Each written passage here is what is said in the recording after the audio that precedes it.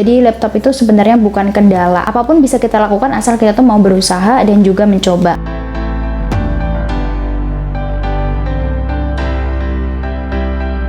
Halo guys, balik lagi sama aku Indra Lukita. Terima kasih buat yang udah klik video ini, yang baru gabung bisa subscribe sekarang juga karena subscribe itu gratis. Obrolan video aku kali ini tuh membahas gimana sih solusi buat teman-teman yang nggak punya laptop tapi pengen jualan Polaroid atau jualan di bidang kreatif. Emang kebanyakan orang kalau jualan di bidang kreatif itu misalnya tuh kita tuh membutuhkan laptop untuk ngedit. Jadi ngedit Polaroid, ngedit kado-kado unik, ngedit vektor dan lain sebagainya yang berhubungan dengan laptop. Di sini videonya itu memberikan solusi-solusi buat teman-teman yang cuma mengandalkan gadget atau HP aja yang nggak punya laptop. Untuk video-video tutorial-tutorial itu masih akan berlanjut, tapi aku pengen ngebanyakin video sharing-sharing kayak gini karena video tutorial aja tuh nggak cukup guys.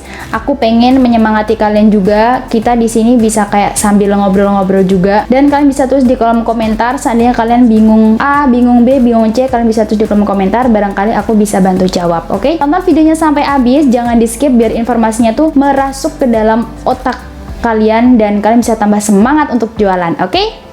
Jadi yang pertama guys, meskipun nggak punya laptop, kita pakai HP aja itu nggak masalah. Aku yakin meskipun laptop sekarang tuh kayaknya udah semua orang tuh kayaknya udah semuanya tuh udah punya. Padahal masih ada juga orang yang belum punya laptop ataupun komputer. Nah tapi kalau menurut aku, untuk handphone atau gadget itu semua orang pasti udah punya yang namanya HP atau gadget. Jadi udah jangan ditanya lagi, semua orang tuh HP-nya sekarang udah canggih-canggih, ya kan? Nah seiring HP itu juga canggih-canggih, banyak banget yang udah fitur-fiturnya keren.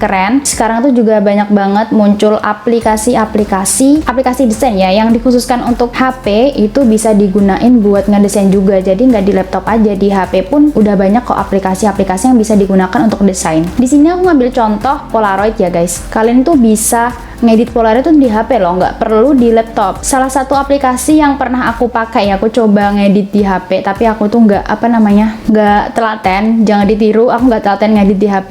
Itu ada PixArt, kemudian Pixel Lab, Photogrid, mungkin bisa, Canva dan lain sebagainya, mungkin kalian lebih tahu. Itu bisa kalian gunain buat ngedit Polaroid. Ya, meskipun kita tuh ngedit di HP itu agak membutuhkan kesabaran yang lebih tinggi, karena ngeditnya tuh kan nggak secepat kita ngedit di laptop, tapi itu tuh bukan masalah besar sih menurut aku, asal kalian ada kemauan, terus kalian juga ulet mengerjakannya, aku yakin itu pasti bakalan jalan kok. Jadi guys, pakai HP aja nggak masalah. Untuk laptop udah jangan dipikirin, yang penting kita gerak aja dulu, pakai HP no problem.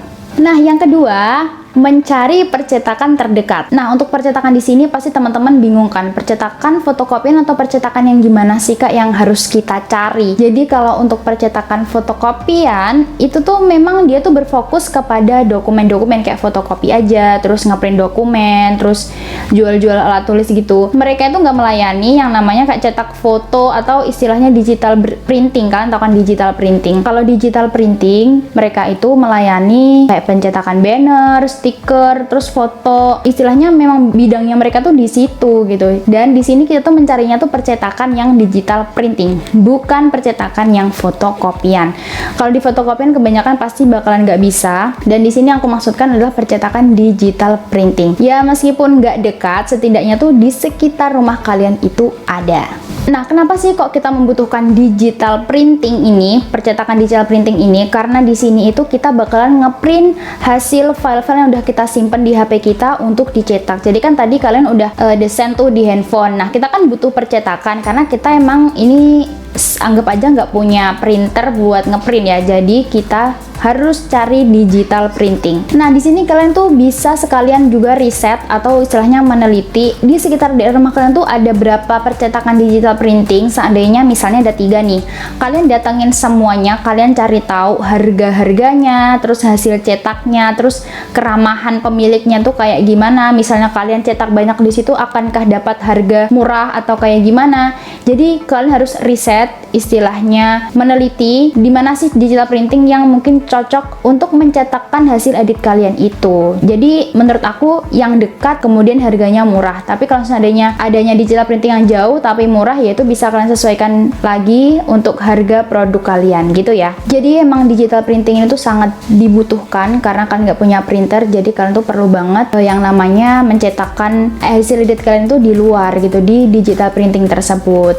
Nah, yang ketiga adalah jadi reseller ataupun dropshipper. Nah, di sini untuk jadi reseller, teman-teman pasti udah tahu reseller dan dropshipper itu sama-sama mengambil barang dari supplier. Istilahnya mereka itu nggak bikin sendiri, tapi mereka tuh mengambil barang dari orang lain untuk dijualkan kembali. Bedanya untuk reseller, mereka itu bisa mengirimkan produk yang mereka ambil dari supplier untuk dikirimkan sendiri ke calon pembeli. Sedangkan dropshipper, mereka tuh sama sekali nggak pegang barangnya. Jadi istilahnya dropshipper itu kayak perantara antara yang beli di kalian sama yang di suppliernya. Jadi dropshipper itu nggak bisa ngirim barangnya langsung. Dropshipper itu cuma bisa apa ya, ada yang beli ke kalian, terus kemudian kalian ngomong ke suppliernya, dan suppliernya tuh bakalan kirim langsung barangnya ke pembeli kalian tapi atas nama kalian. Jadi kalian tuh nggak pegang barangnya. Kalau reseller itu mereka itu bisa stok barang, tapi kalau dropshipper itu nggak bisa. Reseller dan dropshipper itu bisa berlaku untuk teman-teman yang seandainya rumahnya itu bener-bener jauh dari tempat digital printing, terus kalian kayak masih susah gitu ngedit di HP atau nggak bisa, kalian bisa jadi reseller dan juga dropshipper. Jadi menjadi reseller dan dropshipper itu bisa jadi opsi juga buat teman-teman yang nggak mau ribet, istilahnya pengen standby. Kita kalau jadi reseller dan dropshipper kan harus online terus di handphone, kita harus rajin-rajin ngupload, istilahnya nggak pengen apa ya, ribet untuk bikin-bikin gitu, kalian bisa jadi reseller dan juga dropshipper.